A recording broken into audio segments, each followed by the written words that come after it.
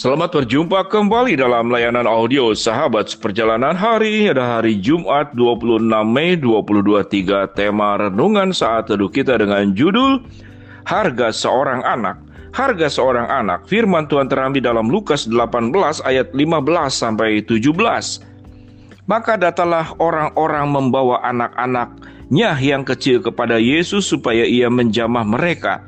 Melihat itu murid-muridnya memarahi orang-orang itu. Tetapi Yesus memanggil mereka dan berkata, "Biarkanlah anak-anak itu datang kepadaku, dan janganlah kamu menghalang-halangi mereka, sebab orang-orang seperti itulah yang punya kerajaan Allah. Aku berkata kepadamu, sesungguhnya barang siapa tidak menyambut kerajaan Allah seperti seorang anak kecil, ia tidak akan masuk ke dalamnya." Mari kita berdoa.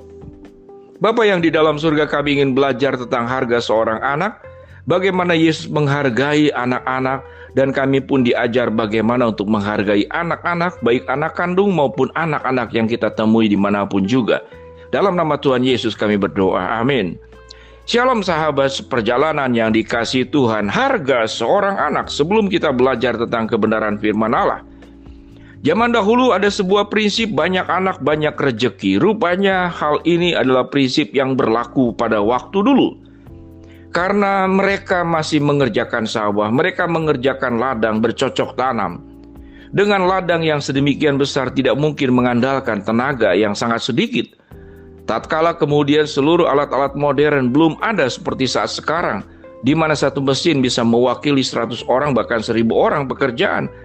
Sehingga anak itu menjadi apa? Menjadi rejeki, menjadi berkat. Ya, jadi banyak anak, banyak berkat, banyak anak, banyak rejeki. Itu zaman terdahulu. Apakah benar? Di dalam prinsip ini, manusia punya konsep ekonomi. Bahwa anak adalah komoditas ekonomi.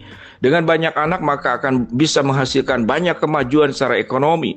Menimbulkan banyak sekali penghasilan. Itu anak. Namun pada zaman sekarang, orang-orang tidak mau punya anak. Khususnya di negara-negara maju, karena untuk punya seorang anak yang pertama mengganggu kebebasannya untuk menyatakan ekspresi diri, jati diri. Kemudian juga tahu dengan jelas seorang anak terlahir itu dengan biaya yang sangat mahal. Sehingga demografi negara-negara maju di zaman-zaman saat ini dan waktu ke depan menjadi sebuah persoalan.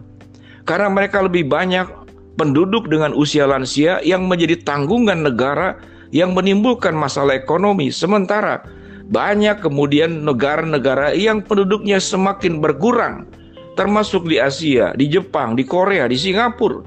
Sehingga ada beberapa negara kemudian kalau punya anak maka akan diberikan tunjangan oleh pemerintah.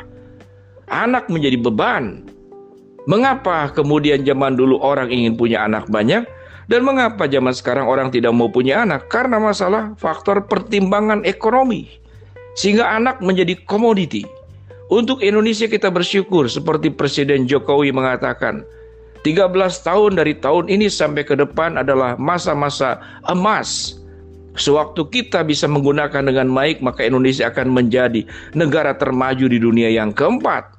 Kenapa? Karena demografi penduduk-penduduk muda kita masih banyak. Di Indonesia orang tidak ada sebuah ketakutan untuk punya anak, sekalipun lebih sedikit dari yang terdahulu.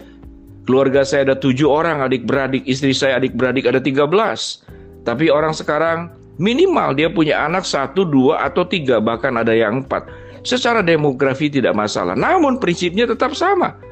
Manusia cenderung anak sebagai komoditi untuk keuntungan, komoditi sebagai bagian yang membuat sejahtera hidup. Bisa menghasilkan banyak aspek. Kalau tidak menimbulkan kesejahteraan, peningkatan ekonomi, maka jangan punya anak. Kalau kemudian punya anak menimbulkan kemajuan, maka kita lakukan supaya punya anak banyak dalam sebuah keluarga. Sahabat seperjalanan, dengan mengacu seperti demikian, bagaimana Yesus menghargai seorang anak? Apa yang Yesus katakan? Orang-orang membawa anak-anak kecil kepada Yesus supaya untuk diberkati. Tetapi murid-muridnya memarahi orang-orang itu. Mengapa memarahi? Karena itu anak-anak menimbulkan repot. Sudah mengurus banyak orang dewasa, sekarang anak-anak. Murid-murid adalah gambaran tentang sikap dunia, sikap kita. Anak adalah komoditi. Kalau menguntungkan kita terima, tidak menguntungkan anak-anak itu diusir. Tetapi apa yang dikatakan oleh Tuhan Yesus? Biarkanlah anak-anak itu datang kepadaku dan jangan menghalang-halangi mereka. Sebab orang-orang yang seperti itulah yang punya kerajaan surga. Aku berkata kepadamu, sesungguhnya barang siapa tidak menyambut kerajaan Allah seperti seorang anak kecil ini, ia tidak akan masuk ke dalamnya. Kita melihat ada sebuah nilai dari anak kecil. Anak-anak itu menyambut Tuhan dengan kepolosan, dengan ketulusan, dengan sepenuh hati. Anak-anak itu tidak mengerti yang namanya bisnis. Hatinya itu masih tulus, polos, sekalipun tetap dalam kondisi berdosa. Karena firman Tuhan berkata, anak dalam kandungan pun sudah dalam kondisi berdosa. Namun di dalam bagian ini Tuhan Yesus menjelaskan tentang anak itu yang mudah percaya, anak yang tidak punya niat-niat jahat. Kalaupun berantem berkelahi anak-anak, biasanya itu perkalian anak-anak. Kemudian selesai berantem dia akan kembali berkawan. Sedemikian polosnya hidup anak-anak. Dan apa pelajarannya yang kita ambil pada bagian ini? Seringkali hubungan kita dengan Tuhan pun adalah hubungan komoditi, hubungan ekonomi, hubungan untung rugi. Kalau saya dekat dengan Tuhan itu menguntungkan, saya akan terus dekat dengan Tuhan. Kalau dekat dengan Tuhan itu merugikan, maka saya akan lupakan Tuhan. Saya akan cari pribadi-pribadi lain yang bisa menggantikan Tuhan, yang memberikan keuntungan kepada kita. Apa itu harga seorang anak? Sewaktu Yesus melihat anak-anak adalah sebagai pribadi yang berharga, tentu ada kerepotan dengan menghadirkan anak. Yesus menghargai setiap manusia dengan penghargaan yang sesungguhnya.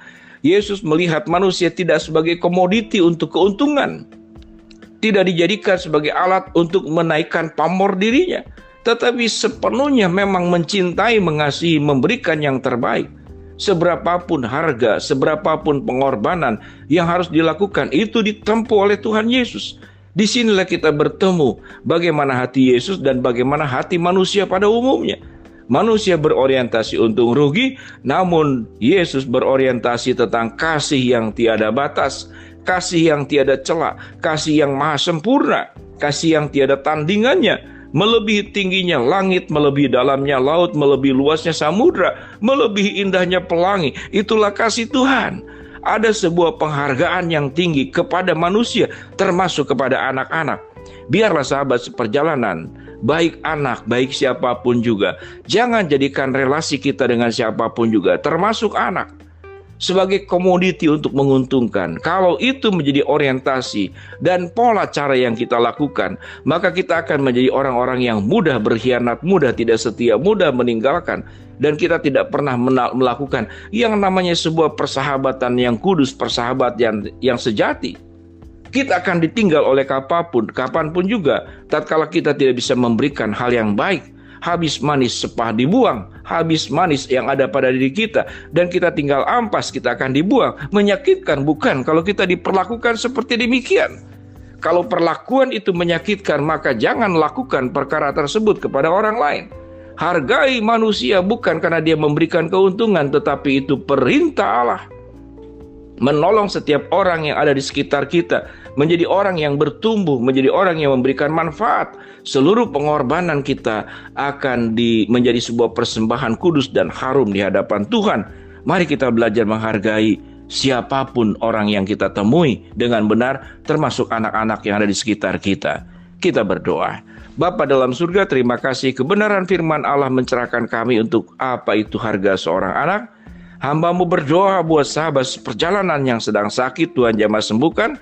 Sahabat seperjalanan yang sedang menghadapi masalah, Tuhan bukakan jalan. Sahabat seperjalanan yang sedang berdoa mengharapkan sesuatu, Tuhan akan kabulkan dengan cara dan waktunya Tuhan. Dalam nama Tuhan Yesus kami berdoa. Amin.